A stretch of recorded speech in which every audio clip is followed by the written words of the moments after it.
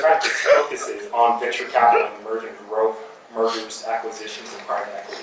So we really chose the right guy for talking about entrepreneurial financing and the whole startup world to be our moderator. His practice just covers from everything from angel financing, convertible note finances, like I said, mergers and acquisitions. And in particular, Paul was key in closing 4 venture capital and angel financing transactions. 40. Yeah. Excuse me, 40. And what they were going to be will, right? 4,000. Right. So I hope you enjoy the rest of the show, and I'll pass it off to the group right here. Well, thanks, Chad, and it's great to be here. I want to welcome everybody to our space. It's nice to see such a great turnout. Chad did not mention that I'm a 2-time UGA grad, so how I got put into this group, I will never know. But it's great to be here and nice to meet some friends from the other side of the state. To introduce the panel, to my immediate right, we have Sig Mosley. He is the managing partner of Mosley Ventures, a venture fund investing in early-stage technology startups in the Southeast. Sig is widely regarded as the godfather of angel investing, a title that he earned as president of Inway Investments. Sig was inducted into the Georgia Tech Technology Hall of Fame in 2007 and received the Lifetime Achievement Award from TIE in 2011. Next to Sig is JP James. JP has invested and advised fast growth companies since 2004 and is chairman of the board for Librium International LLC and Leap Credit LLC. Over the past 2 decades, he has helped acquire, restructure, and scale stagnant ventures in their management strategy, business process automation, back office automation, and capital solutions. A Georgia Tech grad, JP has also lectured on quantitative computational finance and entrepreneurship at Georgia Tech's College of Management and School of Industrial Engineering. JP was recognized by the Atlanta Business Chronicle in their 40 Under 40. Next to JP is Ashley Hancock. He is the co-founder and CFO of Intense Solutions, Inc., an Atlanta-based technology-enabled healthcare services company focused on monitoring and managing medication adherence, clinical research, and applied healthcare. He was the founder and CEO of Innovetica LLC, a boutique technology incubation firm that partners with physician and research inventors in the development and commercialization of new and innovative medical and digital health technologies. He is also a Georgia Tech grad, and this month is being presented with the 2018 Distinguished Engineering Alumni Award. Oh, good. So before we start, I just want to note, our intent for this is to keep it relatively informal. There's a Q&A. We want to have, give you guys the opportunity to ask questions at any time in the program. You do not need to wait till the end. We have microphones in the back. Just 1, 2, one over there. So at any point, if you have questions, if you want to interject, raise your hand, get a microphone, or just yell. So either way works for us. We encourage all of you to share your stories and insights and ask questions as you wish. So to start out, we just wanted to kind of do a quick informal poll of the audience. Who here is or has been involved in receiving venture funding? Okay. And who is in a type of business that might need venture funding at some point? Great. Okay. Well, we just kind of wanted to get to know the audience before we started. Let's dive right in with the panel. Starting at the beginning, I guess. What are some of the ways that a company should think about bridging from being an early stage startup to getting the Series C or the Series A funding, whether that's raising friends and family, whether joining an incubator, an accelerator, or crowdfunding, or some of the other various ways out there. Sig? Well, I am a big proponent of accelerators. I think they have done a wonderful job at helping improve the quality of the entrepreneurs that we are now seeing coming out.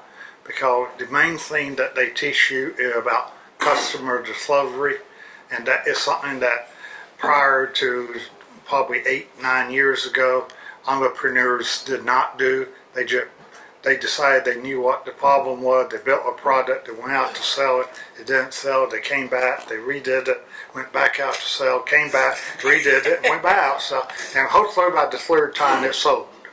So by going through the customer discovery process first is something that you really should do before you build your product. Now you can sometimes build it as you're going through it, but you really need to understand what the problem is, and you need to understand how the customer wants to solve it. Because you can solve a problem, but if it's not the way the customer wants it done, they still won't buy it. So I'm a big believer in accelerators, but then you need your friends, family, and fools to invest in you to build your MVP, because without your MVP, it is really going to be hard to even raise the seed round. Yeah, to piggyback off of that, so I literally got off a plane from Silicon Valley just a couple hours ago, and I was telling the guys before when we were prepping for this, I was going to ask all the VCs that I met some of the questions, and I got some answers that they didn't want to disclose their names, but so there's at least on AngelList. Has anybody heard of AngelList? So if you're looking for an early stage round, or you're going through the process, at least just look at the companies that are on AngelList. There's about 175 accelerators in the country, which if you look 20 years ago, I mean, I don't know how many, there's a couple, handful. Yeah, handful. This is even before like Y Combinator and some of the famous ones that are out there. Actually, ATDC was on the AngelList one, which has been around since 85. Which is pretty impressive as one of the oldest incubators in the country. But I agree 100% with what Sig said. So I've been on both sides, both on investing in companies and building companies and raising capital for companies. And the one thing that accelerators do is you can, in a controlled environment, go through what I call the living nightmare of building a company. And getting insight from people who've made mistakes in an accelerated way. So the key is to avoid the mistakes. You can't necessarily guarantee success when you're raising capital or the success of the company, but you can avoid some of the pitfalls that everybody else has gone through. And raising capital, everybody's so excited about raising capital, but it's really about, do you have a business that works, just like Sig was saying in the customer discovery process. Do you have a business model that's scalable? Do you have a business that can grow? Does it actually need funding? I don't like investing in entrepreneurs who haven't tried to figure it out themselves. The big problem with the seed stage, and I've been there, unfortunately or fortunately, depending on how you look at it, I've raised capital for my dad. I think that's a nightmare that's going to follow me the rest of my life. But the upside of that is they'll give you the cash because they trust you. The downside of it is that, do you actually trust yourself? You may be confident that you're excited about your venture and you want to get it up and running. You're like, I believe in this thing. Maybe I got my first couple customers, or maybe I've got this great idea. The worst thing to have is an idea. The best thing to have is money that's coming in for somebody who wants to pay for a product or a service. And they're not necessarily the same. And anytime anybody who's invested in companies, if you've invested in multiple companies, especially this guy right here, he's invested in, how many deals have you done? 145. 145, 150 deals coming up. You should have some celebration once you hit 150. When you're investing in the deal, it's not going to be the same. That you're really betting on the jockey. Everybody's probably heard that. You're investing in the owners, the entrepreneur, the concept and the idea, but really their ability to evolve that idea as the environment changes. And your ability to adapt very quickly and not be married to your idea. The most difficult one, especially with engineers in the room, God help all of us, we really think that we've got something awesome. And that's one of the most dangerous things. It's not what I think about my idea. It's, does the marketplace actually want my product or service?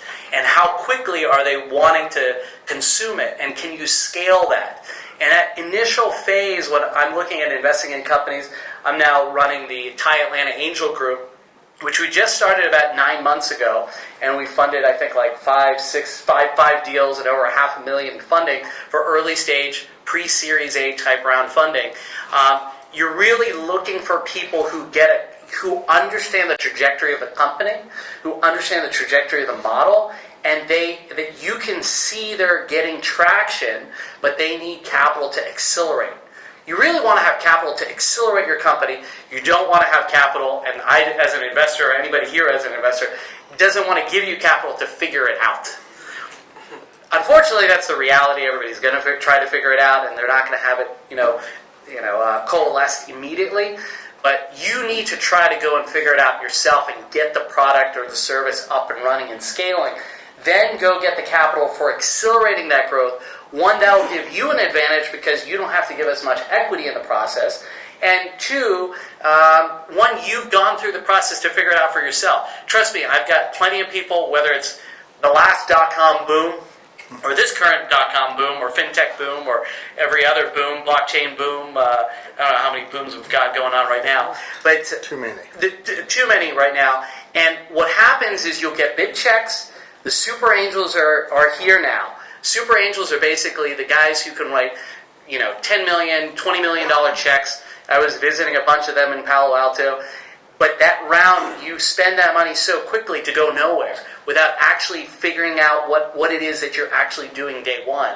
So that's why I always try to say, figure it out internally, understand what your actual business model is, then go out to the marketplace to get the capital to accelerate that. Yeah, so I think the original question was about an accelerator, and I absolutely believe you can learn a lot in an accelerator. But and we're an ATDC company and always have been, but early on, we're in the medication adherence and medication adherence tracking space, which, a few years ago when we started, the opioid epidemic was just coming to light. So no one had really thought about how bad this problem was going to get. So there's no market. I mean, everybody's seen the little plastic pill boxes for each day of the week, but there's no one's really taken technology and tried to apply it to how can we sort of monitor and manage medication adherence. So we started off by doing this customer discovery over a year because we knew it was a messy market. There's a lot of players involved. We didn't understand who the payer was going to be, the economic buyer, which isn't always the same person as the person who buys it from you. We have physicians, hospitals, pharmacies, pharmaceutical companies, pharmacy distribution, payers, Medicaid, Medicare. All those players can come into play with medication adherence. And so it's very important up front to understand what your market truly is and try to figure out who that economic buyer is before you really try to do anything, especially spending a lot of money on development, until you understand what the market actually needs. So I just want to pick up on something that JP said about how investors don't want to pay you to figure things out. I was reading the latest PitchBook report this morning, actually, and it said that the median age of companies raising angel or seed rounds is now about 3 years post-founding, which is up from about 1.5 years, like in 2011, I think it said. There's probably several reasons for that. I mean, is that something that founders should sort of be deliberate about, not trying to get money too early? Or like, when should people start to approach investors and try to get a meeting? Well, that is a challenging question in the sense that you want investors to know about you before you're ready for money, because you don't want to wait till you are in desperate need and go out and try to meet your investors. So probably a year, 18 months prior to when you think you're going to need money is when you should begin at least making yourself known to investors, whether it be angels or VCs or both. Now, as far as when you need money, it really varies by what kind of company you got. Technology companies, you can build a software product today in probably 6 months. You can, assuming that you have done your customer delivery, and that in itself may take 6 months. Build your product. Then you need to find at least 1 or 2 beta customers.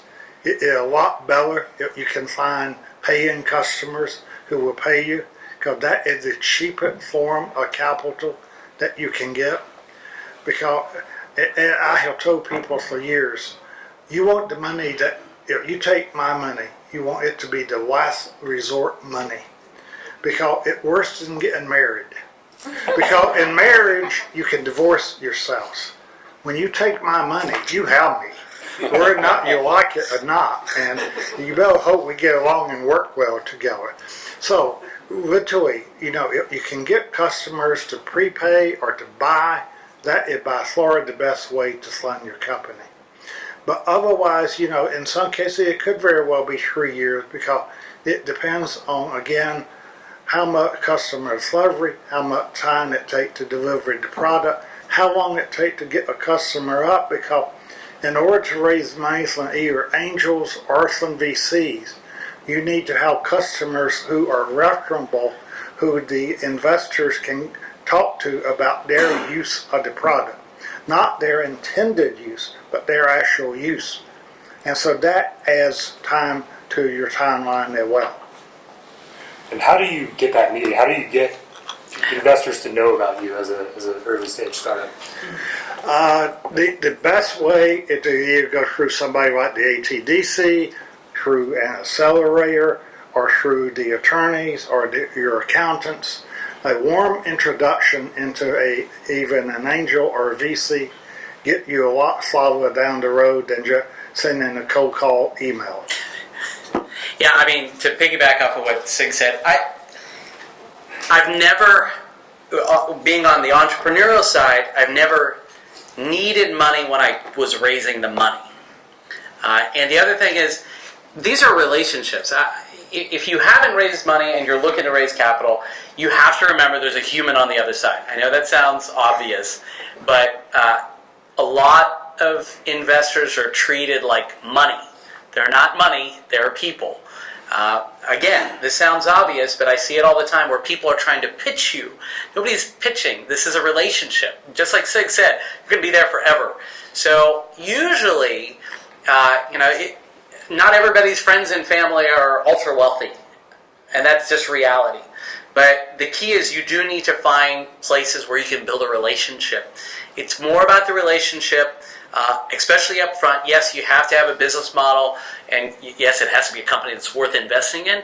But in order to go through that process, Sig said 3 years. I mean, I have unfortunately or fortunately been raising capital my entire career of building companies. You don't have a choice. Either on the building side or even on the raising side, having built an investment fund, you have to keep raising for your fund. That never ends. And then you're deploying it, and you got to also make sure the people you're deploying it to, you don't have to take too much time, effort, and energy, because you already know who they are. You've already worked with them. You've already seen their success. You've already seen their track record. So you already have an existing relationship with them.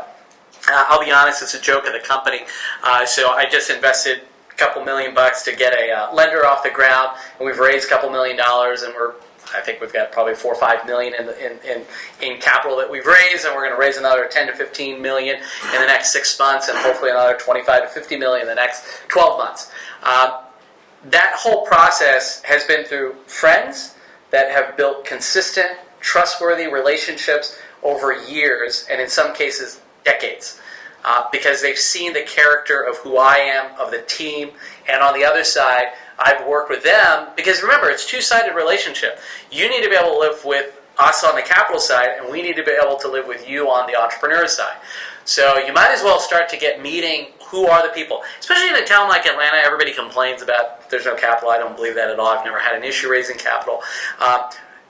There is not that many people in a good way you can meet and greet. Every single VC and major angel active investor in the entire community, probably in like 2 to 3 months. It would not be that difficult to do that. At the same time, I've not just raised capital here in Atlanta. I've raised capital in New York. I've raised capital in India, in Taipei, Germany, UK, Palo Alto, and I travel a lot. And the other thing, whenever you're trying to raise capital outside of Atlanta, you have to be consistent with the relationships. I go to Palo Alto on the low side 2 to 3 times per 6 months, and I am consistently building relationships on both sides, because I also, as an angel investor, need follow-on capital. So if I'm going to put in 10, 50, 100,000, 200,000 into a deal, I also need to build relationships with other guys who are going to do the Series A follow-on, because in order for that company to be successful, they need the next rounds of capital. So building that relationship on a consistent basis is critical. You have to keep going out there. You have to keep building relationships.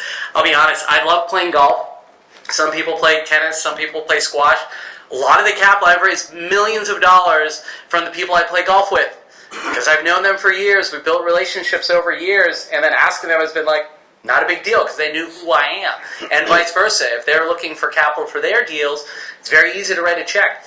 Those types of relationships with different sports and activities builds a camaraderie and a relationship with people in the community that are open to ideas. The other thing that I look at is this right now is the best of times. So if you want to raise capital, you better start raising capital right now. Because if there is a recession, and there always is going to be a recession, everything is cyclical specific. If you're trying to raise capital in a down market, good luck. It's a pain in the rear, and especially if you're on the wrong side of an industry, I'm telling you, if you're trying to raise capital, now is the absolute best time, especially for angel capital, because everybody's got these huge portfolios. The market's been doing fantastic since the crash.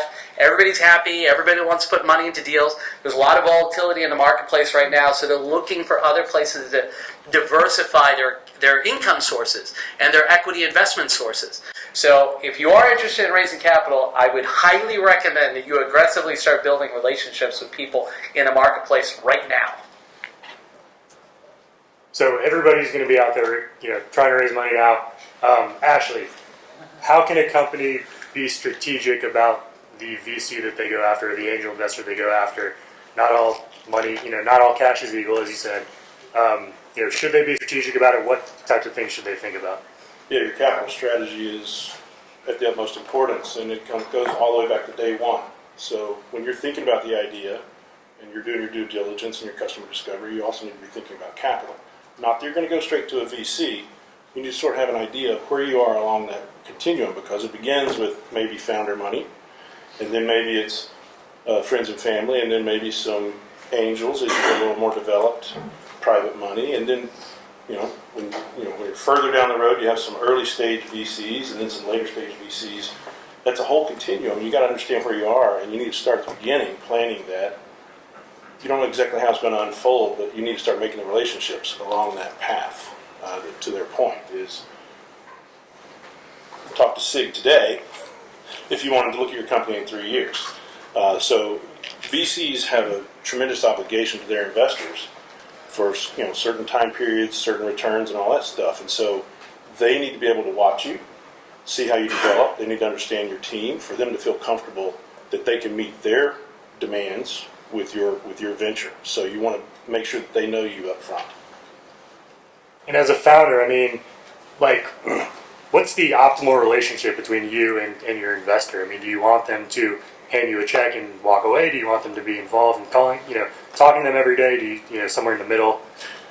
No, I don't want that. I also don't want the investor to come in and try to run the company either. Right. But it should be a healthy relationship that's all about meeting goals and all that stuff. But the ideal investors would be someone that can bring something to the table and help. And I think the investors want this as well. They will invest in companies where maybe they have some connections that they can help out with. Or maybe a certain board member and investor is in real estate. They can help out when the company is looking for real estate and things like that. So I think there are some synergies that you need to look for with the board. And just don't take any money.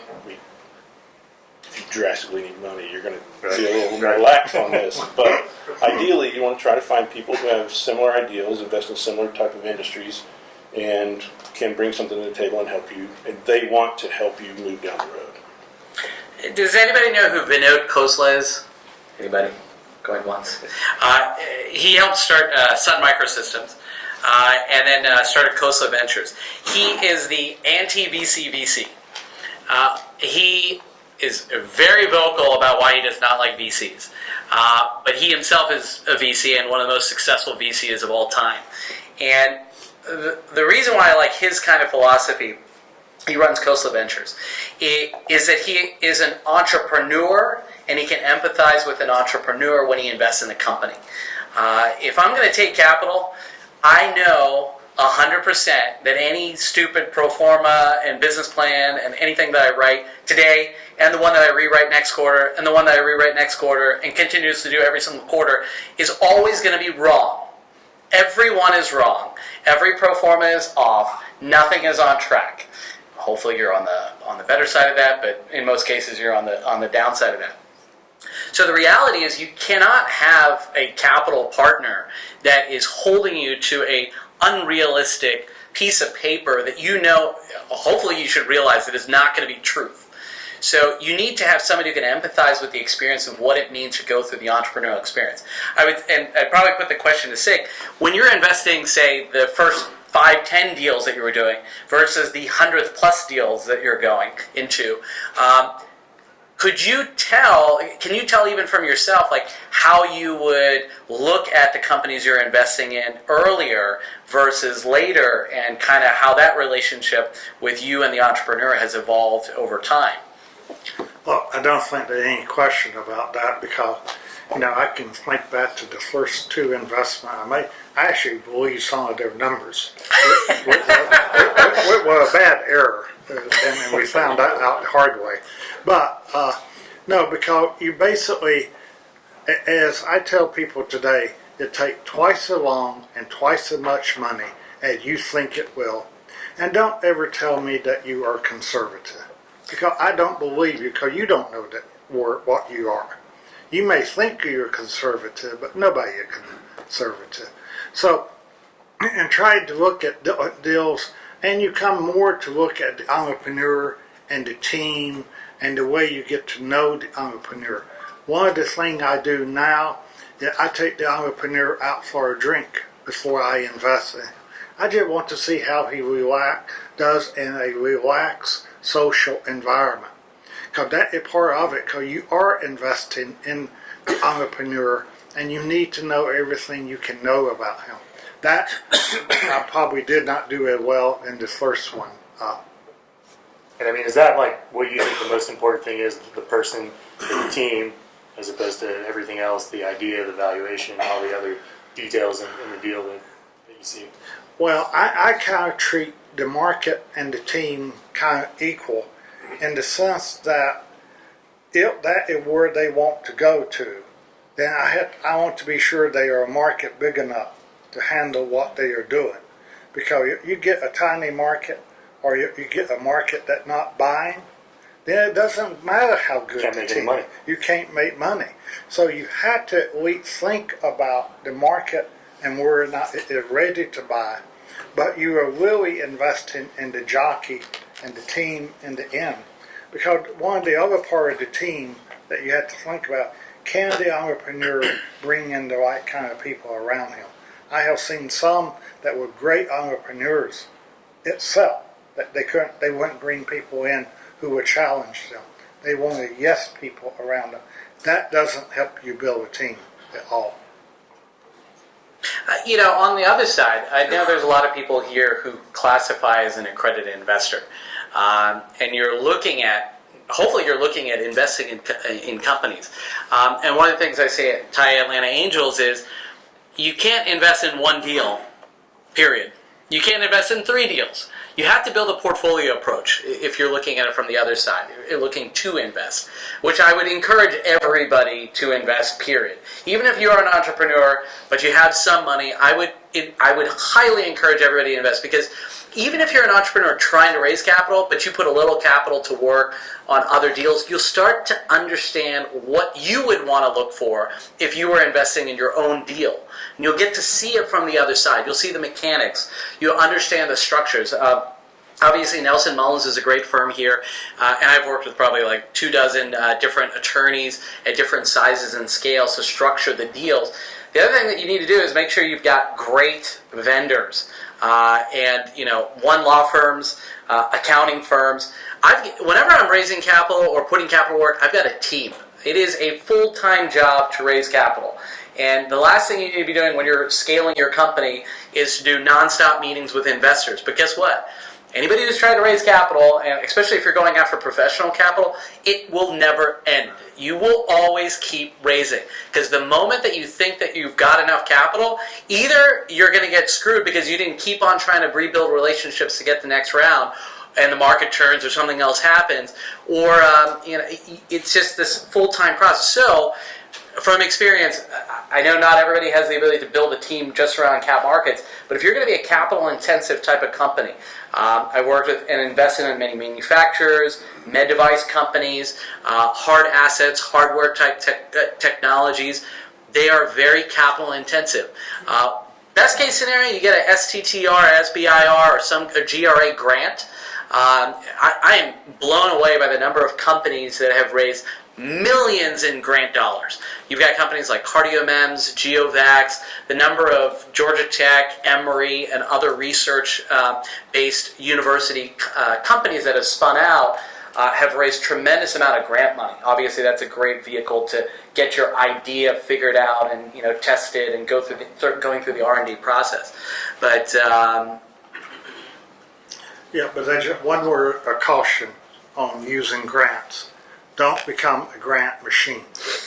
Because some companies, and I have seen them, do nothing but just keep getting grants and keep getting grants, and they never get a product made. business, yeah. They don't make a business.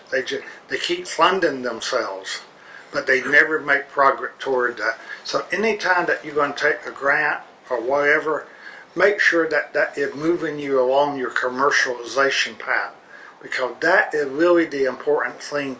If you want to build a business, you've got to build it, and you got to keep building it and not go off on tangents in various ways. Yeah, you certainly can't rely on grant money. It's very helpful maybe in the early stages in doing some market research, and then I think the later stages in sort of proving your concept. But it takes 8 to 10 months to get the grant money after you write the grant application, and then you have to use the money for what you say 8 to 10 months ago you're going to use it for. Meanwhile, you're trying to run a business, and you may pivot in that time period. You may not be going down that path again, so you cannot rely solely on grant money. I would like to go back to the team versus the idea concept. They both are very important. You don't have to have the top-notch idea or the top-notch team, but you've got to have good of both. You have to solve a problem that's at least sizable enough to keep you going, but a subpar team's not going to make it happen. And how do you guys? What should companies know about how you run your decision-making process after you've learned about the company? Maybe they've learned about you a little bit. Where do you go from there? A committee? Do you just kind of like walk down the street and think about it, or what happens next? Well, I think it varies firm by firm, angel by angel. For Mosley Ventures, we have one partner who takes the lead on interviewing and looking at the company, and once that partner gets happy, they'll bring it before the partnership, and the entrepreneur will come to present to all three partners, and then once they go away, we have a conversation about it, and in our case, all three partners have to approve making the investment. So any one of it can kill any deal, but we do that because we all bring different things to the table. So, you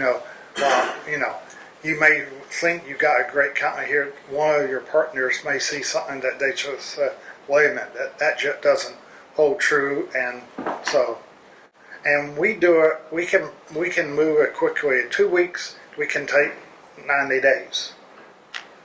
I'll talk in a couple of different areas. So Thai Atlanta Angels specifically is a follow-on $100,000 to $250,000 round. So we typically have a lead investor, could be a lead angel or a lead VC, could be a Series A, late Series A to beginning of late seed to beginning of Series A, where we want somebody else to do the due diligence, like a Sig, and then we'll just write a check as a follow-on. And the company pitches on a Wednesday, they get pre-screened, pitches on a Wednesday, we get a thumbs up by Friday, they just answer questions on Monday, and then we're ready to go and fund them within a week. So it's a fairly quick process. But in those cases, we're just looking to follow on a sophisticated investor. We're not really trying to do super in-depth due diligence. We don't need to be industry experts. We're looking to tag on to the coattails of somebody who actually knows the industry that we trust, and we can ask questions to do the due diligence on that Series A. On a personal level, and like with Librium, which is just based off of the word equilibrium, with Librium, I'm more of an activist, takeover PE type of investor. I have usually mentored, coached companies, and I find that they're really exciting. And I'll put some money into it, see if it keeps on evolving and they keep getting a track record, and then I'll invest a huge amount of money and take over the entire company and scale up very rapidly.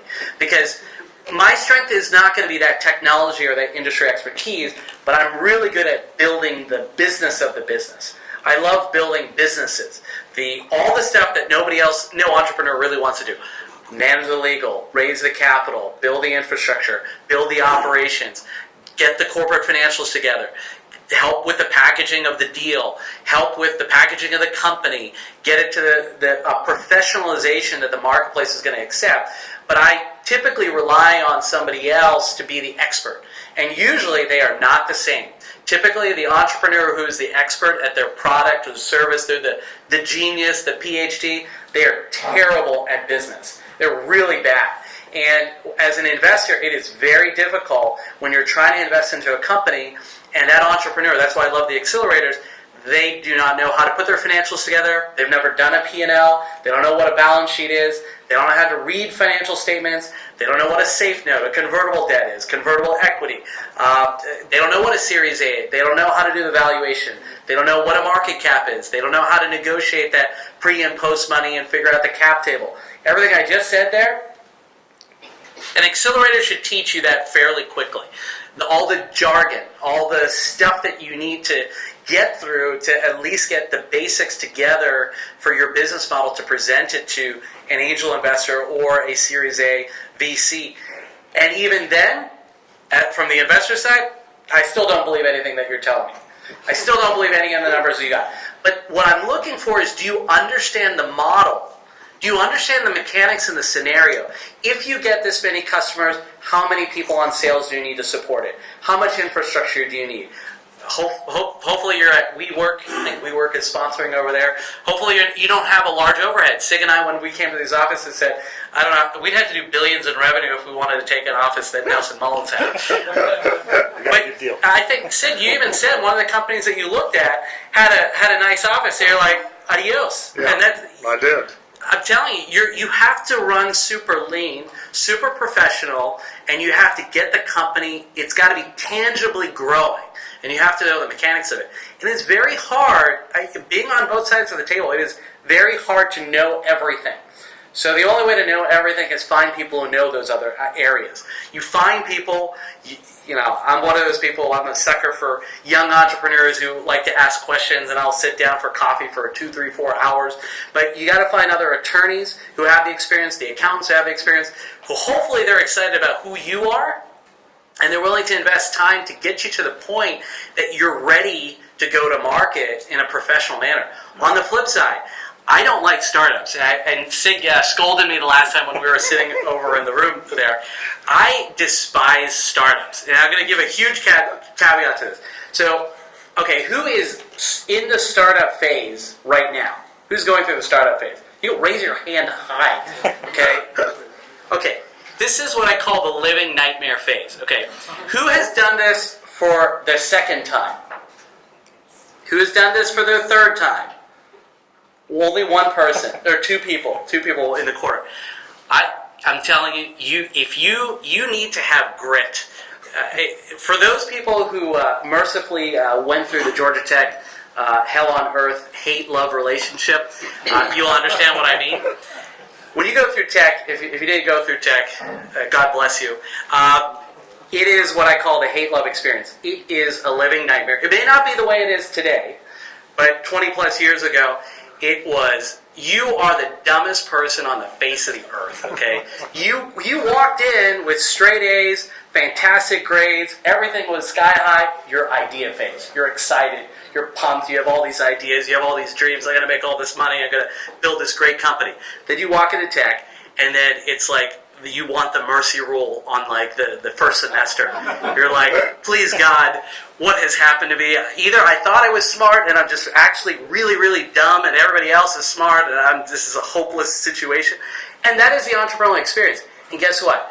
The people who make it out, at commencement they said, look to your left, look to your right. One of you will remain. Was anybody in the days where they had, was it drown proofing? Okay, we got a handful of drown proofing. For those people who do not know what drown proofing is, you learn to basically get drowned and figure out how to be resuscitated, okay? That is the first time, the second time, and the third time. I'm looking for people who have the grit, who have gone through this living nightmare over and over and over again, who have the humility to respect the entrepreneurial experience, and understand that it's not just a walk in the park. Just because you've raised capital, and I'm sure, Sig, you've put money into deals where they're like, oh yeah, now I've achieved something.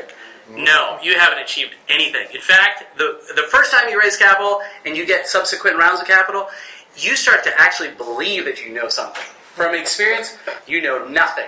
And that lack of humility, and I'm telling you, where I find the biggest problems with entrepreneurs that we invest in or help build their companies is a lack of humility. It is a very hard process. I remember one of Sig's first big deals, who's one of my very close friends, Chris Klaus. The stuff that he had to go through, you don't have anything. You have nothing. The electricity is shut off. You've got credit cards that are maxed out. And for those of you who haven't been kicked out of your family because you were supposed to become an engineer, and you're like, I want to start a company, and you're like, I don't want to get a job at KPMG or some strategy consulting firm. I want to find the person who's gone through that entire process, who has nothing in their bank account and has survived and said, this is who I am, I can't get away from it. That is that character, that grit, and then finding other people who have that kind of mentality, because you can't pay $100,000, $250,000 salaries to people who have 20, 30 years of experience. You've got to be able to get them to be as excited as you are as the entrepreneur to accept and buy into your vision, because it's their vision. They have ownership into your story because it's their story. And you got to find people who are rock stars from that standpoint. When I started this last company and helped put capital into it, all the senior people had 20 years plus of experience. But they didn't sit on their resume. They didn't say, I'm going to sit back and I'm going to manage people. No, you need to have people who are willing to go all the way to the bottom and clean the office. Make sure things get done at the absolute bottom level. You find that kind of people, and I meet those kind of people all the time, I will invest in them, and I will help them grow that company, because it's not about the money. They believe in something because it's who they are at the core level. And I don't sound very passionate about this, but entrepreneurship is not for the faint of heart. Like I said, anybody who thinks it's cool to start up a company, please, God, do not come to me to have me invest in your company. It's not cool to do a startup. You have to almost be born and meant to do what you're doing. At the same time, know when it doesn't work. Ashley was saying this right before. Sometimes you just got to pivot. I hate the word pivot, just because everybody uses the word pivot. But sometimes your stupid idea is stupid. Just because you believe in it and are married to it, you need to get rid of that stupid idea and move on to something that actually works. And in a case of one of the most successful companies, I think the second largest fintech by market cap, Green Sky, and a couple of the guys are on one of the companies I helped build. When David Zalek, who started the company, he started a previous company before that didn't work out. And a lot of people lost a lot of money, and a lot of people in this town are still unhappy about it, whichever way. But he made an offer to a lot of those guys, I'm not speaking for everybody, to have them come on board pro rata based on their previous investment. Those guys have made unlimited money because it's the character of who David was in the company that didn't work out that they were investing. It's in the character of who they were to keep on going, and his ability, if you're an employee of his, that might be another situation. He's a pretty intense CEO from what I understand. I've had dinner with him a few times, really pretty nice to me, but I've heard the other side. At the same time, you're investing in him and his ability to build an awesome team and to scale something, and him also to have the respect for the people who invested in the company that did lose all their money from before, to make sure that it's a relationship that's going to carry on.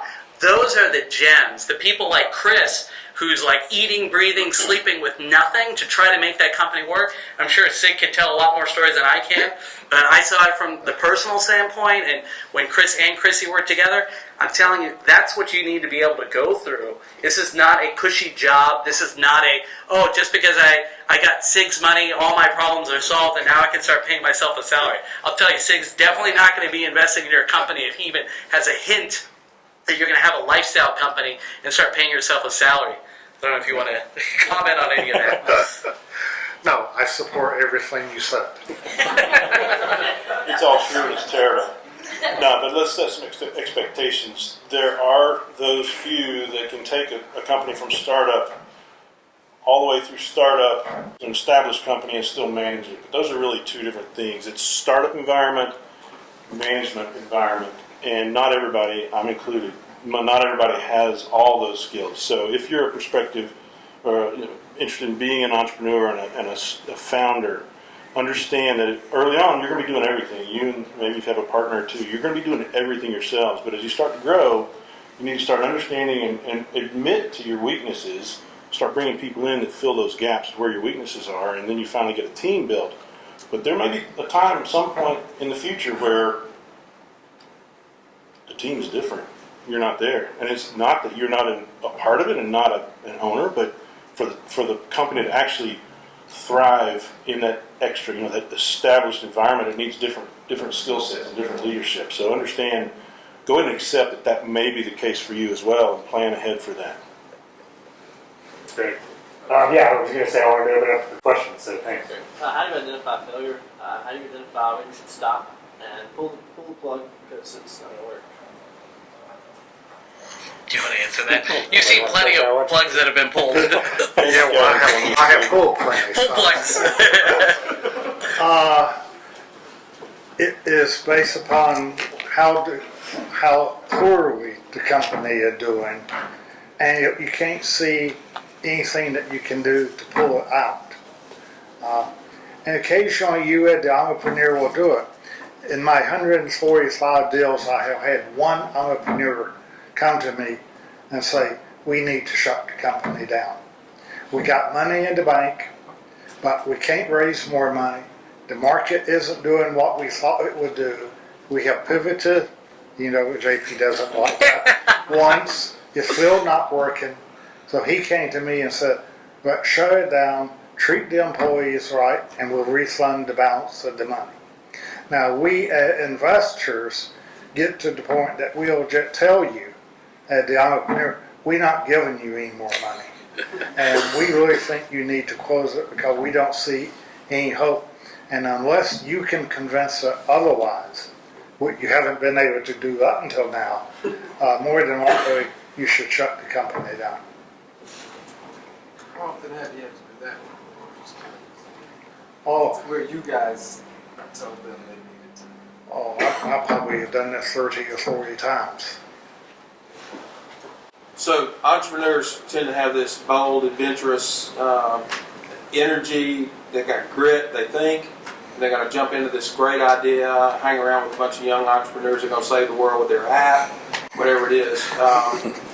But when we look at more mature businesses that are successful in a sustainable fashion, they tend to have a plan. I'm a Baldrige National Examiner. Baldrige criteria sets out 7 criteria where you look at leadership, you look at customer focus, organizational development, and all these things. How important is that for young businesses, whether they're at a startup phase, an accelerator phase, or whatever, to be able to point to sort of an organizational plan with a mission, vision, values, and things like that? Is that important? Not important? How do you see that? Well, I think that comes in time. You don't have that on day one. Day one, you got to figure out your product, your customers, and how you get some revenue. Then as you begin to do that, then you can begin to put in the pieces of the other parts of it. I had the board member in one of my young companies who was so organizational interested. That was all he wanted to look at. Right. And that had absolutely nothing to do with the way we were growing the business. So I had to finally remove him from the board because he was causing the entrepreneur to waste multiple hours just trying to prepare for organizational things that really were irrelevant at that time. Now, 2 years, 3 years from then, yes, that would become very important. But you have to do, first you have to get the business up, running, and know that you've got a business before you need to worry about all of the other things. Just one quick comment on that. Does I guess if you're in the software space, you know what Agile is. Has anybody heard of Scrum? Okay. So Scrum and Agile are basically philosophies of how to run an organization, and has been adopted in the software development space for doing sprints and then doing evaluation, then doing another sprint, and then doing evaluation, as opposed to a traditional waterfall or Gantt chart type of approach, which is you've got a project management, the guy who's got I'm sure there's plenty of Georgia Tech PMPs out there that you get like 50 certifications in if you want. The reality of building a company, especially in entrepreneurial phase, is nothing ever goes according to plan. So you need to be able to be very highly adaptive environment, and very fast, but very specific. As I'm sure Sig would probably agree with this, I do not like to see the company entrepreneur who's got like every idea on the face of the earth that they're going to evolve this company into. I want one thing that works. Make it work, scale it up, then try to figure out the next thing. Now, if it doesn't work and you can't scale it, then do the same thing as an Agile approach. Change. Get rid of it. Go on. I'm sure you know Bert Blitch. Nice. Bert's a board trustee at Georgia Tech and has been extremely active in the entrepreneurial community here for over 20 years. And one of his first companies, BroadSource, that he got up and running, did not work out in the beginning. And he raised, I think, his parents and Andy Monin's parents' money, and they got all this money, and they were just young entrepreneurs out of tech, and Andy wasn't from Georgia Tech, but I think Gil Benton was there as well. Gil was there. Very small group. It didn't work, and I remember Bird was on a panel that I was hosting at Georgia Tech. He said they basically had burned everything. And then they were like, okay, but this thing was working. And so they went in that direction of what was working. Now, it sounds very obvious, but sometimes you have this master grand strategy. I've done it a million times. The mission, vision, and the culture, and you've got your principles, and you're outlining this grand master strategy. Honestly, in my opinion, I think the values of who you are as an entrepreneur is what I'm looking at from an investment standpoint. I want to know your values. I want to know what you care about. I want to understand how you conduct your life. I want to understand if you have family, how do you manage your family in this process? Is your spouse on board? Thankfully, when I was starting my first companies, I was single. I had nothing to lose. But at the same time, I didn't do anything successful at the same time. Meaning I was trying to figure it out. And that was the room pre-accelerator days to go and figure it out. Try. And then I got stuck, and I got very upset at myself. I was like, well, I have this idea, I have this product, I'm getting it out to the market, but it's not getting traction. And I'm like, maybe I just need to try harder. I'd spend more time, and I try to recruit friends, and we try harder. And we kind of grew, but you got to understand, when you're taking capital from an investor, they're not looking for a 20% return. They're not looking for a 100% return. They're looking for 1,000% return or multi-1,000% return for an early stage investment. Why? Because all the other investments that they do don't do a great job, either are a dog and make no money, or some of them just lose money. So as an investor, from an investor's perspective, I got to invest in enough deals, I got to build a portfolio of investments to make sure that it gets X rate of return based upon what my perspective is. If I can't beat the S&P and a bond mix and some ETFs in the mix, then what's the point of me investing at all, right? So I have to get alpha, beta being the marketplace, right? If I can't get the S&P 500 with the equity markets, then I got a bigger problem, right? So if my goal as an investor is to get extremely outsized returns, then the person who's I'm investing in has to be able to have something in a marketplace that can achieve outsized returns, right? And they need to be able to accelerate that as quickly as possible. In fact, a lot of entrepreneurs actually take the money and try to slowball the whole process. That is not the purpose of getting capital. Like I said, it's to slam the accelerator down.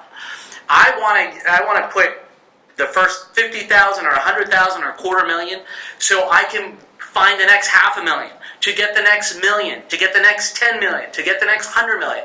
The faster, if you look at Amazon, a lot of people have problems with Amazon. Yes, they finally got profitable because of AWS, but Amazon was unprofitable. They didn't really have any profit for whatever, almost 20 years, something like that. But they were growing. Their internal rate of return was astronomical, right? So what does that mean? One way to look at it is like, oh, they're not making any profit. Why would I want to invest in a company? Well, that's very, very naive. When you're an investor, you want to get IRR, internal rate of return, right? You want to be able to see that company move so quickly that if you give them more capital, they'll be able to accelerate even faster, right?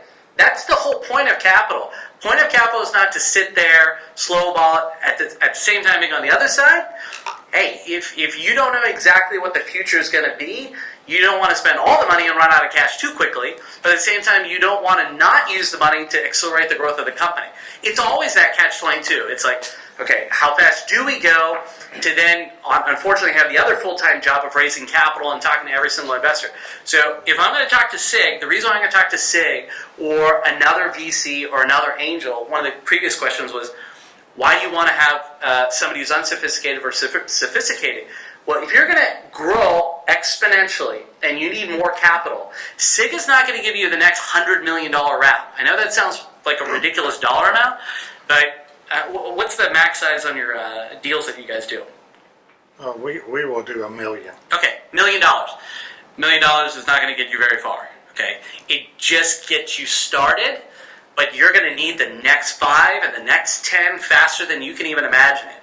So finding a partner who's sophisticated like Sig or Noro or any of the other firms that are out there or outside of Atlanta, they are a partner for the next rounds of capital, right? So remember, it's fuel to your fire. You want to get more and more and more. As long as you have enough, I guess, wood in that situation to keep fueling the fire and making a bigger and bigger fire, right? So you want to get more gasoline in that situation. The moment that you don't is usually the opposite is happening, where it's like you get the first round and then you're like, almost made it and didn't quite make it. On the flip side, you come into bad timing in the market, you may be on a rocket ship. I'm sure the number of people that you've talked to that have said 9/11, the dot-com crash in 2008. They had the deal signed, or they had the deal in hand, or the bank said yes, or the whatever said it was, I'm ready to go, and the event happened, and they're like, okay, that's the reason why I went bankrupt. So from that standpoint, like I said, we are in the absolute best of times. I went out to Palo Alto, and I met with about 6-7 different VCs and other angel investors, debt funds, and other buddies of mine. There is so much dry powder out there. I'm talking like unlimited billions that are just sitting around, and they are desperate to figure out how to deploy. Because you got to understand, if they've got a fund, they have to get a rate of return per annum. And if they're not getting 25, 30, 40, 50% annualized rates of return, their investors are going to be like, why am I putting my money here? But it always happens in opposite. So just so you know, when there's an extreme amount of dry powder like there is right now, and everybody's desperately seeking returns, that means the amount of stupid deals that are being funded exponentially increases because they have to they have to put that money to work. They don't have a choice. That's their mandate. The smart ones just say, well, this is just dumb. We're not getting good valuations. We're not getting good PE ratios or enterprise value to EBITDA ratios or whatever it is that the metric is. So what happens is they'll just shut down. One of the most successful hedge fund managers by background is in the hedge fund industry, Stan Druckenmiller, very, very famous. He shut it down. He was one of the most successful hedge fund managers of all time with over a 30% rate of return for almost 30 plus years, okay? And he said, I can't find deals that make sense, so I'm out. And those are the smart investors, the ones who say, these are overpriced deals, you're not going to get the rate of return that's expected. So, like I said, you need to understand both sides of the deal. You have to understand from the perspective of the investor saying, well, if you're growing at, whatever, 20, 30% per quarter, is that good enough? One of the things I did really quickly, since Sig asked me, since I was going to Palo Alto, to give you some comps for companies and what valuation multiples are looking at right now. I did ask a fund. They gave me all their stats. They said I'm not allowed to use their name, but they gave me all of their numbers. So right now, for early stage companies, now this sounds extremely small, but these are incubator and accelerator type investments that they're doing. $250 weekly revenue growth at 5% each week would have a run rate of about $60,000 a year. They were giving a multiple average of 4 to 16. So this at $250 a week. At $250,000, let's see, $1,000 per month in revenue coming out of Y Combinator was getting on average 10x multiple on top line revenue. So 10 times revenue was what the multiples that they're getting. At $1,000 weekly revenue growing at a 5% average each week with a revenue run rate of about $250,000, they were getting 11 to 17 times top line revenue multiple. That's putting a valuation of approximately $2.5 million on their market cap. The next tier, which is probably the last tier, companies with revenue run rate between $2 million and $10 million are getting a multiple of 15 to 20 times top line revenue, valuing the small size companies at least around $30 million on average.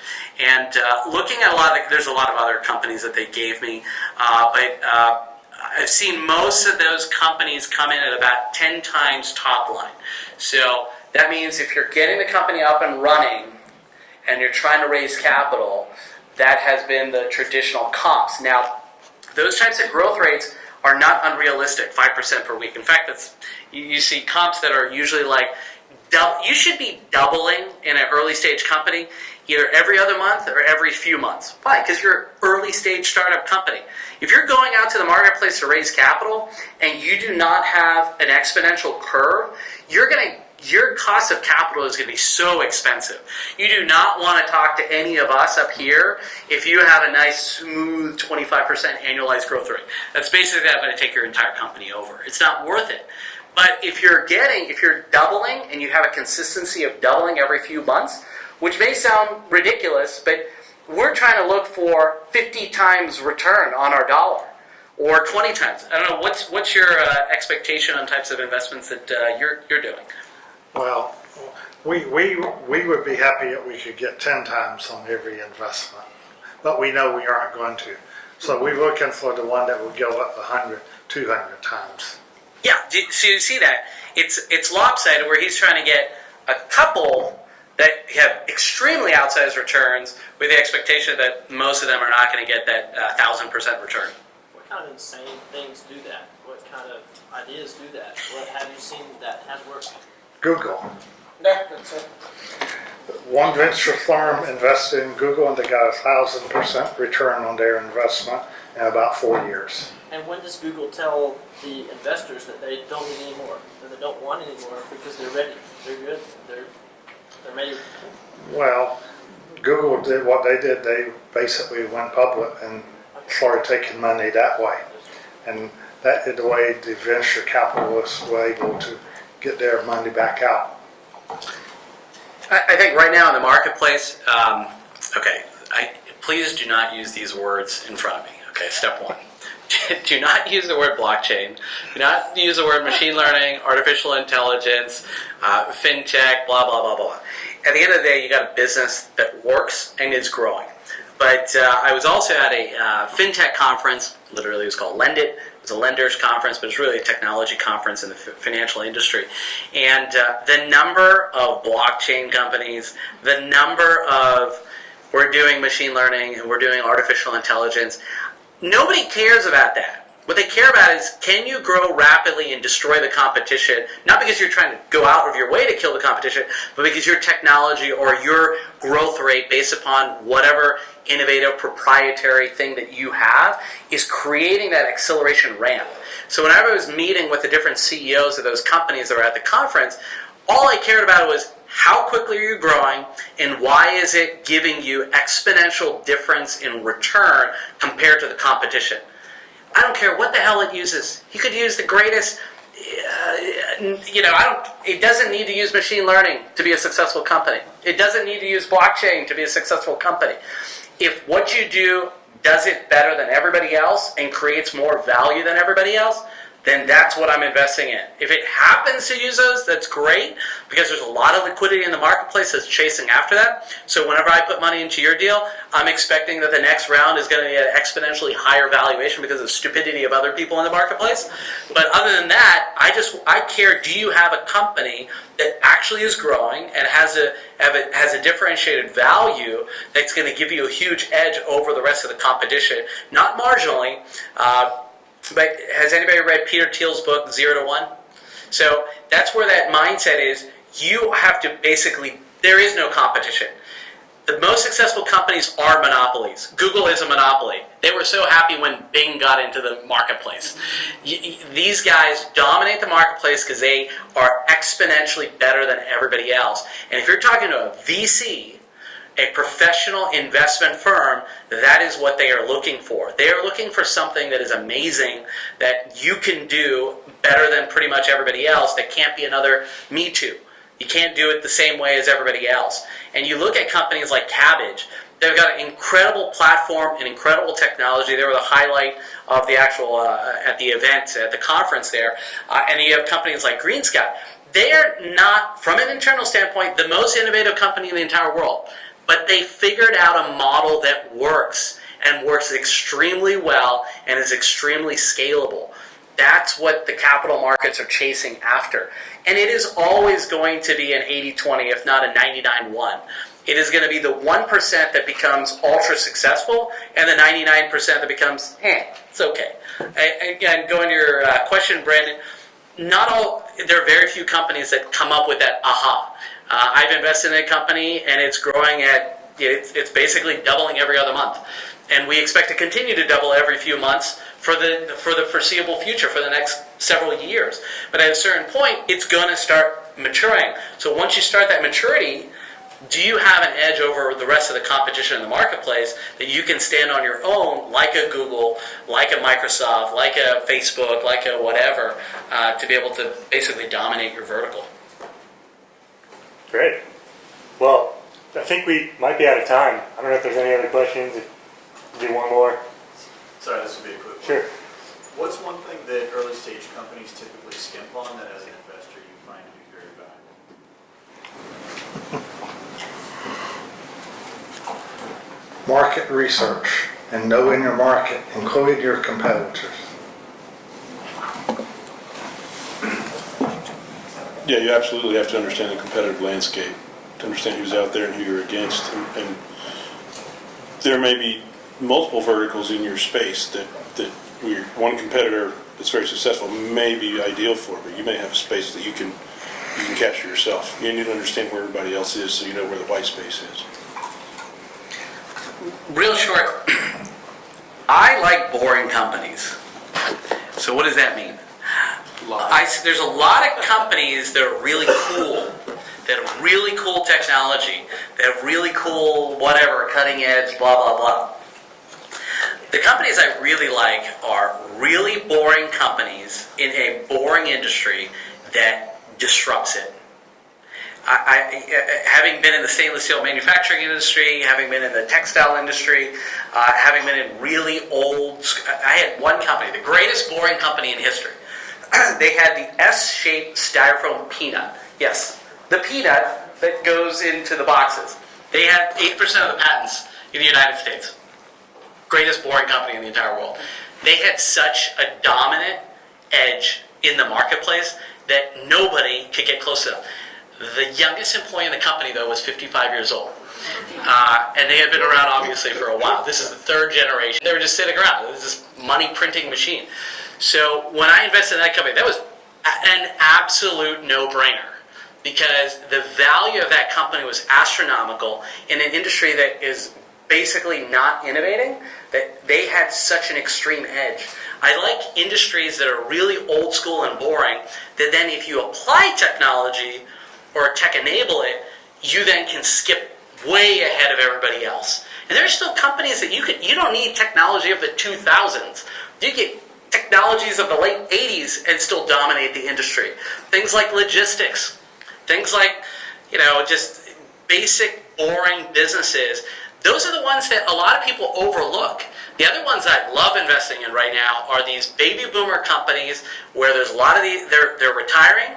They've got really great really great product or service, but they have no business skills. Now, this is not a traditional VC investment. This is more private equity, which is a lot of the stuff that I do. But those companies, I love those companies because they have, God bless them, very ornery. They've been in ornery owners. They've been in the industry like for 40, 50 years. They have one owner who micromanages the entire business, but it's a profitable business. It's a very boring business. I've been in the restaurant space, I'm not going to say names, but I love those businesses because you can do just a little bit and create an exponential return out of those businesses. So just because we talked about a lot of technology companies doesn't mean that technology is where you need to be. There's plenty of money to be built in companies that are very, very boring. If you look at Green Sky, at I don't know how many billion in their market cap, and there's some rumors that they're going to IPO right now, they finance subcontractors who are individuals who are working with subcontractors to do home improvement. It's about as boring of an industry as you could possibly get. This is the person who's like, I need to put an addition or remodel the bathroom or whatever, redo the kitchen, and I need to get $5,000 or $10,000 to do that job. Their innovation was, let's just go through the contractors and get the financing that way. That's it. Now, there's obviously a lot more to it, but that is a very old business that has been around for, forever, basically, construction, that they did a little tweak to the model and have destroyed the competition. There is no real competition at Green Sky. And that's where it gets really, really exciting for businesses. You don't have to be the next blockchain, fintech, AI company that rules the world. Yep, awesome. Well, thanks so much for our panel. Paul, Sig, JP, Ashley, thank you so much just for your time today. What we're going to do is, I'm sure that the entrepreneurs still have tons of questions they want to ask. And while we continue to break down the room, we're going to have our speakers over here off in the corner to continue the conversation. For our working professionals that want to get out of here, thank you guys so much for attending. I hope you guys had a chance to check out some of our Startup Alley participants. We work Hunter Technical, two of our sponsors, as well as Intense Solutions, Touch Peak, and Landing Line, which were startups as well. If you guys ever want to participate as a startup in the Startup Alley or as a sponsor for any one of our events, please feel free to email us. And just lastly, while I get the gifts for our speakers, one more round of applause.